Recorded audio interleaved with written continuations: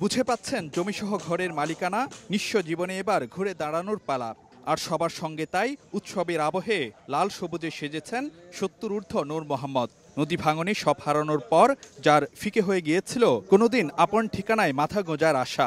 আমার কিছুই নাই হিসাবে আমি যে ঘরটা পাইছি এটি আমার তো ভালো লাগে। ঈদের আগে এজন্য এক নতুন ঈদ ৬০ বছর বয়সী আবু তাহেরের কাছে নতুন নির্ভরতা পেয়ে চোখে মুখে আনন্দের ঝলকানি। নদী ভেঙে যাওয়ার পরে কোনো আসেন না, এখন ঘরটার ভাব কোনো রকম কাজ কাম করিয়া কেউ বা উত্তরাধিকার ভাবেই ভূমিহীন, কেউ বা নদী ভাঙনে হয়েছেন সহায়হীন। যাদের জীবনে ছিল না কিছুই তারা এখন স্বামী স্ত্রীর যৌথ মালিকানায় ২% জমিসহ পেয়েছেন আধাপাকা ঘর।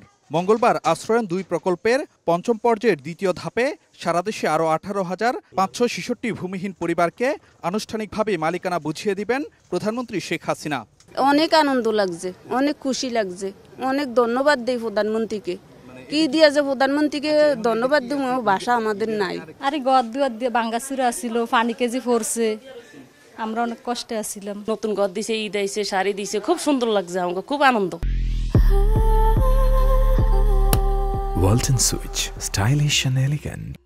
সরেজমিনে পুরনো আশ্রয়ন প্রকল্পে গেলে উপকারভোগীরা জানান ঘূর্ণিঝড় রেমালের মতো ঝড় জাপটাইও এই ঘর দিয়েছে সুরক্ষা।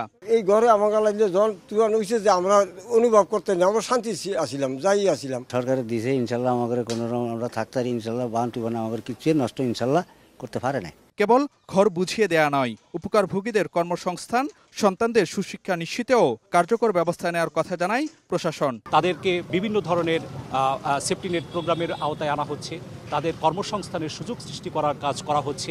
মঙ্গলবার দেশের ২৬ জেলা ও ৭০ উপজেলাকে শতভাগ ভূমিহীন গৃহহীন মুক্ত ঘোষণা করবেন প্রধানমন্ত্রী। বিশ্বের বৃহত্তম সরকারি পুনর্বাসন প্রকল্প আশ্রয়নের আওতায় এ পর্যন্ত সব মিলিয়ে ভূমিহীন ও গৃহহীন মুক্ত হতে যাচ্ছে দেশের ৫৮ জেলা, ৪৬৪ উপজেলা। দারিদ্র্যের কষাঘাতে কেউ বছরের পর বছর ধরে গৃহহীন ভূমিহীন, কেউ আবার জলবায়ু পরিবর্তনের অভিঘাতে সব হারিয়ে হয়েছেন নিঃস্ব। এসব মানুষের সামনে এখন সম্ভাবনাময় নতুন দিগন্তের হাতছানি। আর অন্তর্ভুক্তিমূলক এ উন্নয়ন দর্শনই মজবুত করবে সমৃদ্ধ বাংলাদেশ গড়ার পথে টেকসই অগ্রযাত্রার ভিত, এমনটি মনে করেন নীতি নির্ধারকরা। ফারুক ভিয়া, রবিন, সময় সংবাদ, ভোলা।